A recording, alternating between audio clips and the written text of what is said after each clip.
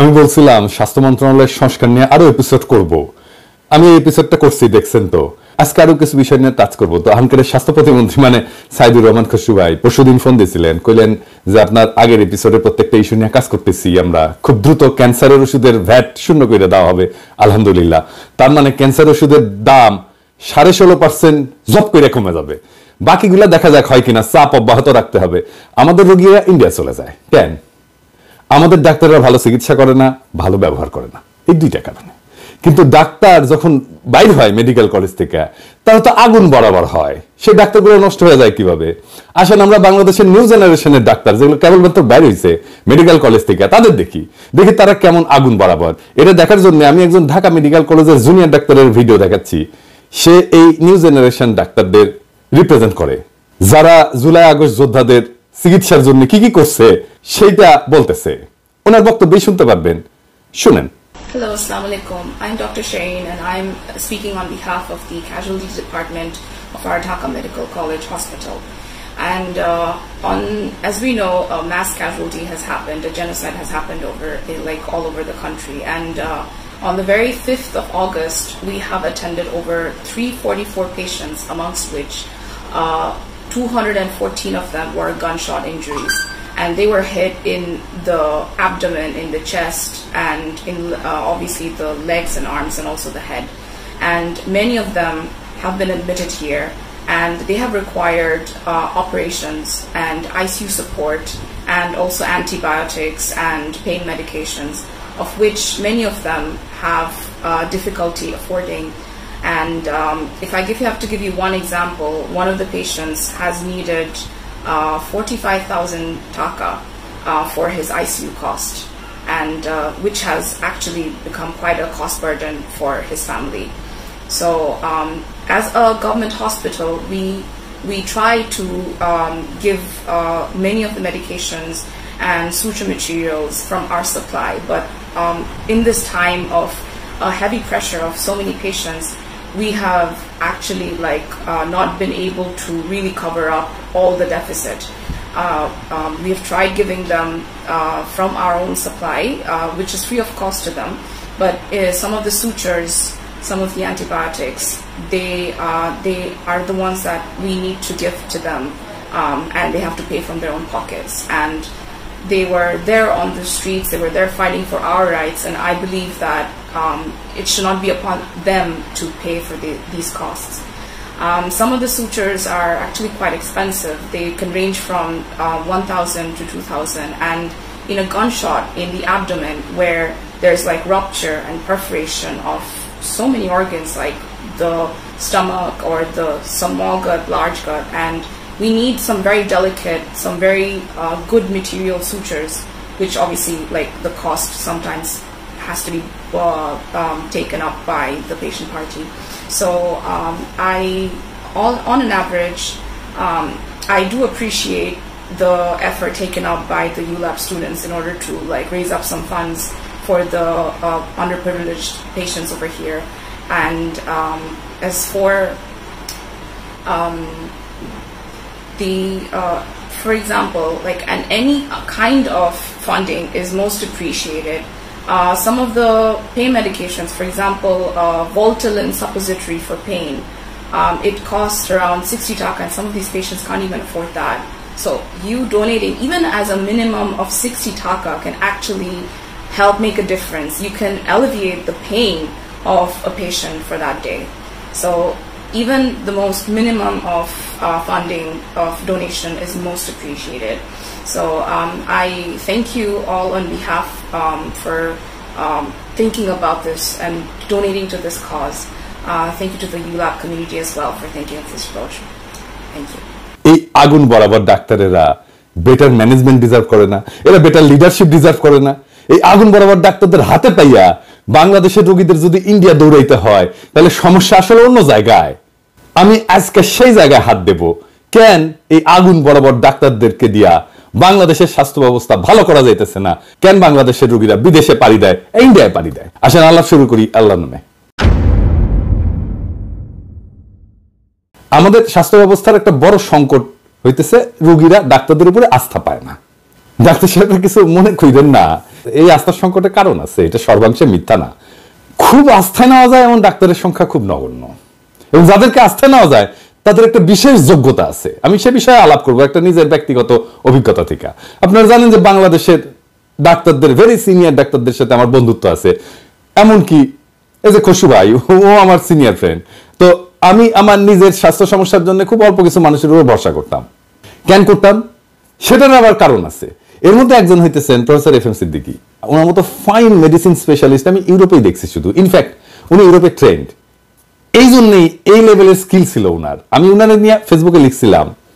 তাও আবার বলি, তাইলে বাংলাদেশের স্বাস্থ্য সমস্যার একটা দিক আমরা ভালোভাবে বুঝতে পারবো। প্রফেসর এফ এম সিদ্দিকী উনি বিএনপি ঘনিষ্ঠ চিকিৎসক, এটা সন্দেহ নাই। উনি খালেদা জিয়ার চিকিৎসক, মেডিসিনের প্রফেসর। আমাকে যদি বাংলাদেশের সমসাময়িক মেডিসিনের সেরা ডাক্তার হিসেবে র্যাঙ্ক করতে বলা হয়, আমি উনাকেই করতাম। আমি নিজের চিকিৎসা বাংলাদেশে থাকতে উনাকে দিয়েই করাইতাম। উনার শুধু মেডিকেল নলেজ না, উনার সাথে আলাপ করা যায় সব বিষয় নিয়ে। ধরেন মিউজিক, রাজনীতি, সমাজ, টপসার্ট, সোশ্যাল সাইকোলজি, কি না পড়াইতেন অদ্ভুত দক্ষতায়, রোগী দেখতেন পরম মমতায়, তীক্ষ্ণ দৃষ্টি দিয়া উনি মুহূর্তেই ডায়াগনোসিস করে ফেলতেন, দুর্দান্ত ইংরেজি বলতেন। একটা ইনস্টিটিউশনাল প্রবলেম সলভ করার, নেগোশিয়েট করার দক্ষতা ছিল অপূর্ব। গানের গলা সুন্দর, রিসার্চের দক্ষতা অসাধারণ, চমৎকার ভরাট গলা, সুঠাম দেহ, 6 ফুট লম্বা। সবচাইতে সুন্দর হইতেছেন উনার হাসিটা। উনি যখন হাসতেন চারপাশটা আলো হয়ে যেত। ওনার যৌবনে উনি কত তরুণীর হৃদয় ভাঙছেন আল্লাহ জানেন, ভাবি আমার মাফ করে দিয়েন। যাই হোক, একবার উনি ঢাকা মেডিকেল কলেজের শিক্ষক সংখ্যা বাড়াইবেন, তখন খালেদা জিয়ার সরকার ক্ষমতায়। তো এইটার জন্য উনি একটা ফিল্ম বানাইলেন, বেশি বড় না, এই 5-10 মিনিটের হবে। ন্যারেট করলেন উনি নিজের গলায়। আমি কিছু অ্যানিমেশন আর এডিটিং এর কাজ করে দিছিলাম। প্রথমে এইটা উনি দেখাইলেন হেলথ মিনিস্টার মোশাররফ সাহেবকে। হেলথ মিনিস্টারকে আর কিছু ব্যাখ্যা করতে হইল না, উনি ওই দিনই ক্লিপটা নিয়ে খালেদা জিয়ারে দেখাইলেন। খালেদা জিয়ারও হেলথ মিনিস্টারকে কোনো ব্যাখ্যা করতে হয়নি। পাশ হয়ে গেল অতিরিক্ত পদ। আজকে ঢাকা মেডিকেল কলেজে যে পদগুলো দেখেন মেডিসিনে, সে পদগুলো উনার পাশ করে দেওয়া, ওই যে 5-10 মিনিটের ভিডিও দিয়া। তো ইংল্যান্ডে পড়াশোনা করছিলেন, এই পড়ার দেশে আসছিলেন কিছু দিতে, হাসিনা এসে ওনারে দিনাজপুর মেডিকেল কলেজে ট্রান্সফার করে দিল। তারপরে আইইডিসিআর একটা নন ক্লিনিক্যাল পদে ওনারা এসে বসায় রাখলো, ওইখান থেকে রিটায়ার করলেন উনি। যেই মানুষটা হেলথের ডিজি হইতে পারতেন, ঢাকা মেডিকেল কলেজের প্রিন্সিপাল হইতে পারতেন, ঢাকা বিশ্ববিদ্যালয়ের মেডিসিনের ডিন হইতে পারতেন, কলেজ অফ ফিজিশিয়ান্সের প্রেসিডেন্ট হইতে পারতেন, বিএসএমএম এর ভিসি হইতে পারতেন, তাকে তার ক্যারিয়ারের সবচেয়ে উজ্জ্বল সময় অন্তরালে চলে যেতে হইল। কেন? উনার অপরাধ উনি ভালো ডাক্তার, উনার অপরাধ উনি একজন দক্ষ মানুষ। উনি শিক্ষকতায় থাকলেন 1000 জন প্রফেসর এফ এম সিদ্দিকী তৈরি করতে পারতেন, তিনি কিছুই পারলেন না, করতে দেওয়া হইল না। বাংলাদেশের বেস্ট মাইন্ডগুলোকে কখনোই বাংলাদেশে জায়গা দেওয়া হয় না, এটা খেয়াল রাখবেন। উনার একমাত্র অযোগ্যতা উনার মেধার দক্ষতা। বাংলাদেশে মেধার দক্ষতা থাকলে আপনি মরিছেন, সেই সাথে যদি আমার দেশের পণ থাকে তাহলে আপনি গেছেন, শেষ। যাই হোক, উনি কেমনে ওনার ক্লিনিক্যাল এক্সপার্টাইজ ঠিক রাখতেন, এটা আমি ওনার খুব কাছে থেকে দেখছি। উনার আবার একটা মিশন ছিল, উনি আমার বলতেন আর কি, যে পিনাকি আপনি ডায়মন্ড খনি থেকে কেবল বেড়েছেন, হ্যাঁ খালি কাটতে হবে ঠিক মতো আপনাদের, তাইলে শাইন করবেন। তো উনি আমার কাটতেন আর কি ঠিক মতো। হ্যাঁ, তাই প্রত্যেকদিন উনি যা যা পড়তেন আমার পাঠাইতেন। তো কাজ হয়েছিল, ওইটাতে কাজ হয়েছিল মেডস্কেপের সাথে উনি আমার পরিচয় করাই দেন। সেদিন হয়তো উনি ভাবেন নাই যে ওই মেডস্কেপের সাথে পিনাকি একদিন কাজ করবে গ্লোবাল স্কেলে। আপ টু ডেট উনি প্রথম ইউজ করেন বাংলাদেশে। এভিডেন্স বেসড মেডিসিন কথাটা ওনার কাছে প্রথম শুনি। উনি যখন গ্লোবাল এক্সপার্টদের সাথে কথা বলতেন না, নানা সময় আমি ওনার সাথে গেছি, বিভিন্ন জায়গায় বিভিন্ন কনফারেন্সে গেছি, দেশেও ওনারা আসছে গ্লোবাল এক্সপার্টরা। উনি যখন কথা বলতেন মুগ্ধ হয়ে যেতেন ওনারা, শুনতেন যখন। আমাদের ডাক্তারদের দক্ষতা এই জায়গাটায় এসে মাইর খায়, ডাক্তাররা আপ টু ডেট না। আমাদের একটা মেডিকেল কাউন্সিল আছে, রেজিস্ট্রেশন দেয় ডাক্তারদের, কিছু মাদার বোর্ড আছে ওইখানে, কোনো কাম নাই, খালি রেজিস্ট্রেশন নিতে গেলে টাকা নেয় আর এটা সাইন করে দেয়, ওটাই হচ্ছে ওদের কাজ। এই ইন্টার্নশিপ শেষ করে পার্মানেন্ট রেজিস্ট্রেশন নিতে গেছি আমি ওই বিজয়নগরে। তো সবার কাছে টাকা নিচ্ছে, কত টাকা মনে নাই, ওদের 50 টাকা বা 100 টাকা আর কি। শালা ট্যাঙ্কা লাগে বলেন, পাস করে পেশায় ঢুকবো, সেটা নিতে গেলে টাকা দিতে হবে কেরানিক, তাছাড়া আপনি রেজিস্ট্রেশনই পাবেন না। 5 বছর পর এটা রিনিউ করে। আপনি রেজিস্ট্রেশন সার্টিফিকেট নিয়ে যাবেন, টাকা দিবেন, এটা সিল মারবে আর আপনি রিনিউয়াল হয়ে গেল। আপনি 5 বছর টেম্পু চালিয়েছেন কিনা না ডাক্তারি করেছেন সেটা চেক করবে না কেউ। তো এটা থাকার দরকার কি ওইখানে? এটা সিল মারার জন্য ওটি বসে আছে, এটা কোনো কাম হইলো? বসে বসে বেতন নিচ্ছে, এটা সিল মেরে দিল আর আপনার রিনিউ হয়ে গেল। তাহলে তো দরকারই নাই ওই জিনিসের, যদি চেক না করে। ডাক্তারি এমন একটা পেশা যেটা সারাক্ষণ আপডেটেড থাকতে হয়। মেডলাইনে মানে যেটি আসলে সব জায়গায় সব ডাক্তারি জিনিসপত্র থাকে আর কি, রিসার্চ গুলো থাকে, মানে প্রত্যেকদিন 2 থেকে 4,000 নতুন গবেষণা যুক্ত হয়। আপনি পড়বেন কোনটা? এই জন্য পশ্চিমে হাইলি স্পেশালাইজ লোকেরা আছে যারা সাইকা তুলে যা যা পড়া দরকার এগুলো নিয়ে ওদের বলে কন্টিনিউড মেডিকেল এডুকেশন, কন্টেন্ট বানায়। আমি কাজ করছি ইউরোপে, এখন অন্য কাজ করি, মেডস্কেপের সাথেও করেছি, ওয়াইলির সাথে করছি পার্টনারশিপে, এমনকি নিজেও বানাইছি কন্টেন্ট যেটা ইউরোপিয়ান সেমি অ্যাক্রিডিয়েটেড। দারুণ দারুণ সব কন্টেন্ট বানাইছি। একটা গল্প বলি, ইন্টারেস্টিং এই সেমি কন্টেন্ট বানানো নিয়ে। আমার ইংল্যান্ডের 2জন ডাক্তারের সাথে কাজ করতে হবে আর কি, এইটা 2022 সালের কথা। তো একজন সাদা চামড়ার, একজন আমাদের এলাকার মানে আমাদের অঞ্চলের আর কি, মানে ওই অঞ্চলের, নামটা মুসলিম কিন্তু চেহারা মিক্সড, অনেকটা পাকিস্তানিদের মতো। তো আমি ওর খুঁজে পেয়েছিলাম মেডস্কেপে, ভালো ট্রেনার, জিপি ট্রেনার। তো তার বেশ কিছু সিএমই আছে। তো আমি জিজ্ঞাসলাম যে তুমি পাকিস্তানি নাকি? তো বললো যে না, আমার বাবা অরিজিন বাংলাদেশের, সিলেটার, মা ব্রিটিশ, তবে আমি কখনো বাংলাদেশে যাইনি। ও এনএইচএস এর জিপিদের ডার্মাটোলজি ট্রেনিং করায়, সার্টিফাইড জিপি ট্রেনার। তো আমারও তো আমরা অ্যাটোপিক ডার্মাটাইটিস নিয়ে একটা সিএমই করব জিপিদের জন্য। তো এখন রেকর্ড করতে হবে ভিডিও, 50 মিনিটের ফাইনাল ফুটেজ হবে। তো স্টুডিও লাগবে ভালো, কারো তো চিনি না ইংল্যান্ডে। তো ইংল্যান্ডের কলিগদের বললাম, কয়েকজনকে কমেন্ট করলো কাজ আর রেট দেখা পোষায় না, আমার বাজেটে কুলায় না। যাই হোক, এমন সময় রিফাত হাসান, মানে এই রিফাত হাসান, ও কিন্তু অনেকদিন থেকে আমার গ্রাফিক ডিজাইনের কাজ করে। আমি গ্রাফিক ডিজাইনের কাজের খুবই ভক্ত। আমি ঢাকায় থাকতে আমার কোম্পানির সব গ্রাফিক ডিজাইনের কাজ ওই করতো। ওর কাজ খুবই ভালো, গ্লোবাল স্ট্যান্ডার্ডে। আমার বইগুলোর প্রচ্ছদ, ইলাস্ট্রেশন সব কিন্তু ওর করা। এখানেও কাজ করেছে আমার কোম্পানিতে কিছু, প্রশংসা পাইছে খুব। তো রিফাত বললো যে বান্না তো লন্ডনে থাকে এখন, ওই বান্নাও আমার সাথে কাজ করতো ঢাকায়। আমার বাবার যে ডকুমেন্টারিটা দেখেন না, ওটা বান্নার বানানো। তো বান্নার সাথে যোগাযোগ হইলো, কাজ করলো, অসাধারণ কাজ করলো বান্না। আমাদের ইন হাউস বানানো বেস্ট প্রোডাকশন হইলো, 2টা করছিল। তো এই যে 1 ঘন্টার একটা সিএমই, এইটা অংশ নিলে পুরাটা কমপ্লিট করে একটা পরীক্ষা দিলে একটা সার্টিফিকেট পাবেন। তো আমরা যে কন্টেন্ট বানাই, কন্টেন্ট বানানোর পরে আমরা এটা জমা দিই অ্যাক্রিডিটেশনের জন্য। আমরা জমা দিই European accreditation council for continuing medical education, এই নাম হচ্ছে EACCME। তারা সিএমই ক্রেডিট সার্টিফাই করে দেয়। তারপরে আমরা সেটা কোনো সাইটে আপ করি, যারা সিএমই কন্টেন্ট চালায়, বানায়। তো আমি যেটা করছিলাম ওই বানাকে নিয়ে অন্য জায়গায় অন্য ভিডিওগ্রাফি, অন্যরা দিয়ে ভিডিওগ্রাফি করছিলাম। এটা চাইলে আপনি মেডস্কেপকে দিয়েও করাইতে পারেন। একটা 1 ঘন্টা বা প্রেসাইজলি এটা 50 মিনিটের সিএমই করতে এটা 1 সিএমই ক্রেডিট হয়। মেডস্কেপ কম করে হলো $2 লাখ নেয়, আরো কমেও করে অনেকে, ভালো কাজ করে, ধরেন $10,000 ভালো কন্টেন্ট করে দেয়। হয়তো রিস্ক হবে না অত বেশি মেডস্কেপের মতো। তো একজন ডাক্তারকে রেজিস্ট্রেশন রিনিউ করার জন্য বছরে 50 ক্রেডিট আর্ন করতে হয় ইউরোপে। ইটালিতে 3 বছর পর পর রিনিউ করতে হয়, 150 ক্রেডিট আর্ন করছে এই সময়ের মধ্যে, এটা দেখাইতে হয়। সার্টিফিকেট হলে সরাসরি চলে যায় ওই রেজিস্ট্রেশন যারা রিনিউ করে। ইন্ডিয়াতেও কিন্তু এটা লাগে, ওদের মনে হয় 30 ক্রেডিট লাগে 5 বছরে, মানে 5 বছরে 30 ঘন্টা পড়তে হবে। 50 সেমি ক্রেডিট মানে 50 ঘন্টা পড়তে হবে কমপক্ষে, এবং পরীক্ষা দিতে হবে। সেই কারণেই ইন্ডিয়ার ডাক্তাররা বাংলাদেশের ডাক্তারের চাইতে ভালো পারফর্ম করে। যাই হোক, আমাদের নিজস্ব কন্টেন্ট এখনই বানাইতে হবে না। আমাদের মেডিকেল এডুকেশনের ডিজি আমার বন্ধু সুমন নাজমুল যদি মেডিকেল কাউন্সিলের সাথে একসাথে সিএমইতে পার্টিসিপেট করা বাধ্যতামূলক করে দেয় বাংলাদেশের ডাক্তারদের জন্য, রেজিস্ট্রেশনের জন্য এটা লাগবেই, এটা যদি এই বছরই শুরু করে দেয়, আর ইউরোপিয়ান আর আমেরিকান সিএমই সার্টিফিকেশনকে, এটার অ্যাক্রিডিটেশনকে অ্যাকসেপ্ট করে, তাহলে কিছুই করতে হবে না আলাদা করে। যদি প্রয়োজন মনে করে ইউরোপিয়ান অ্যাক্রিডিটেশন কাউন্সিলের সাথে একটা এগ্রিমেন্ট করতে পারে। আমি যেহেতু ইউরোপিয়ান অ্যাক্রিডিটেশন কাউন্সিলের সাথে কাজ করছি, আমি সাহায্য করতে পারি বাংলাদেশ সরকারকে অবশ্যই। আর এটা চালু হইলে মেডস্কেপ বাংলাদেশে অফিস খুলবে, আমিও করে দিতে পারি মেডস্কেপকে যে যাও দেখো বাংলাদেশে অফিস খোলো। আপনারা দেখবেন 1 বছরের মধ্যে বাংলাদেশের চিকিৎসার মান বেড়ে গেছে, প্যাটার্ন বদলাই গেছে সারা দেশে। ডাক্তারদের সেমিনার সিম্পোজিয়াম ও সেমি অ্যাক্রিডিটেশন নিতে পারেন। ডাক্তাররা তো করেন অনেক সেমিনার সিম্পোজিয়াম, 5 স্টার হোটেলে করেন, প্রচুর টাকা পয়সা খরচা করেন। সেমি অ্যাক্রিডিটেশন নেবেন, তাহলে আগে শুধু প্রেজেন্টেশনের টপিক, স্লাইড, ফ্যাকাল্টি এটা পাঠাইতে হবে। আমাকে বললেন, আমি করে দেবো নি, কোনো অসুবিধা নাই। আর ভবিষ্যতের জন্য লোকাল অ্যাক্রিডিটেশনের জন্য বিএনডিসির অফিসটা ইউজ করতে পারেন, ওইখানে অ্যাক্রিডিটেশন কাউন্সিল বসাইতে পারেন। এখন না, এখন দিলে মাখায় ফেলবে সবকিছু, কিছু পারবে না। আরো আছে, আরো পরিকল্পনা আছে। কি আসেন সেই আরো 2টা আছে, দেখি। স্বাস্থ্য মন্ত্রণালয়কে স্বাস্থ্যকর্মী এদের কাছে যাইতে হবে, ডাক্তার, স্বাস্থ্যকর্মী, নার্স এদের কাছে যাইতে হবে। কিভাবে যাবে? তারা তো আছেই তার মধ্যে, স্বাস্থ্য মন্ত্রণালয়ের মধ্যে আছে, তাহলে যাবে কিভাবে? মানে কারো কাছে যাওয়ার জন্য আমরা দুইটা ফর্ম ইউজ করি, এটাকে বলে হচ্ছে B2B আর B2C। B2B মানে হচ্ছে বিজনেস টু বিজনেস আর কি, মানে একই ধরনের লোকজনের মধ্যে যখন যোগাযোগ হয় এটাকে B2B বলে। আর B2C হচ্ছে বিজনেস টু কাস্টমার, মানে দুই লেয়ারে বিজনেস কাস্টমারের সাথে যোগাযোগ করবে। তাহলে B2B ফোরাম কি হবে? সেটা হচ্ছে স্বাস্থ্য মন্ত্রণালয়ের একটা বাৎসরিক সম্মেলন হবে, সেটা উপজেলা পর্যায়ে হবে, তারপরে উপজেলা থেকে জেলা হবে, জেলা থেকে কেন্দ্রীয় হবে। কি কি ওখানে আলাপ হবে? কোথায় ভালো কাজ করছি, কি কাজ করছি, সেখানে দুর্বলতা কি ছিল, বেস্ট প্র্যাকটিস কি, আমার বেস্ট রেজাল্ট কি, আমার সামনের বছরের অবজেক্টিভ কি, আমাকে কি অ্যাচিভ করতে হবে, এটা অ্যাচিভ করার জন্য আমার কি ট্রেনিং লাগবে, কি রিসোর্স লাগবে।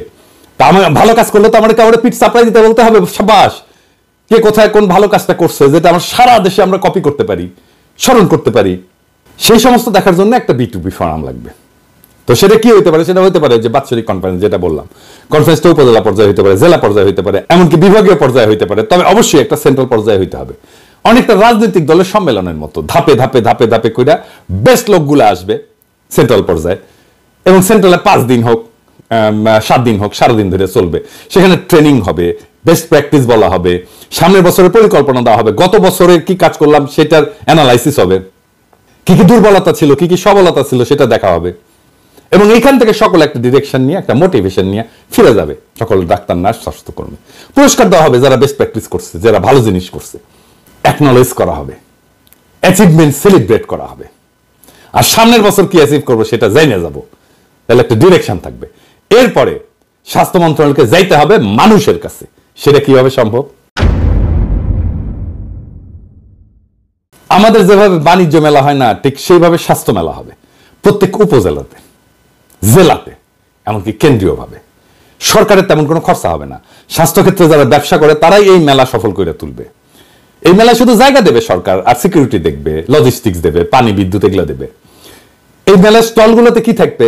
ধরেন ব্লাড প্রেশার চেক করা হবে, ওজন উচ্চতা মাপে বডি মাস ইন্ডেক্স বের করা হবে, বলা হবে স্থূলতা আছে কিনা, ব্লাড গ্রুপ দেখা হবে, রক্তদান থাকবে, ডায়াবেটিস চেক করা হবে, সিপিআর বা যেটাকে বলা হয় কার্ডিও পালমোনারি রিসাসিটেশন, মানে হঠাৎ করে যদি অক্কা পায় তাহলে হঠাৎ হার্ট বন্ধ হয়ে গেলে হার্ট চালু করার একটা ব্যবস্থা আছে। এটা যদি বাংলাদেশে সবাই জানে না, তাহলে হার্ট অ্যাটাকে রোগীর মৃত্যু কমে যাবে। হ্যাঁ, কমে যাবে। আমরা যদি পুরা জাতিকে এই কার্ডিও পালমোনারি রিসাসিটেশন শেখাতে পারি।